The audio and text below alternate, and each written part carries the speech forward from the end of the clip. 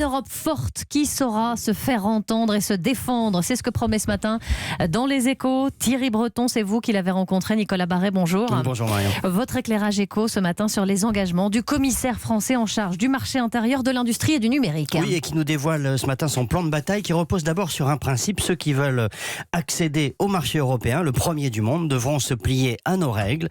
Alors ça vise les géants américains du numérique comme les entreprises chinoises. Fini l'Europe naïve. L'Europe va enfin se doter d'une vraie politique industrielle. C'est la promesse que fait Thierry Breton. Cela passe notamment par la fixation de règles sur l'usage et le traitement des données numériques.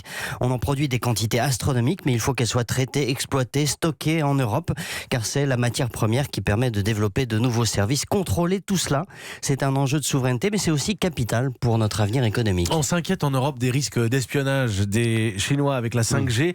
La fin de l'Europe naïve, ça veut dire non à Huawei ? Alors oui, là encore, il est crucial de fixer très très vite des règles, c'est ce que dit le commissaire européen. Bruxelles va détailler d'ici un mois une panoplie de mesures très strictes, et pour continuer à vendre leur technologie en Europe, Huawei et les autres devront s'y plier. La 5G, c'est ce qui va permettre en effet demain de connecter les objets, de faire rouler des voitures autonomes, de faire fonctionner des systèmes de santé à distance, etc. C'est absolument critique, beaucoup plus que la 4G. L'Europe doit donc aller vite pour adapter ses règles à l'évolution galopante des technologies.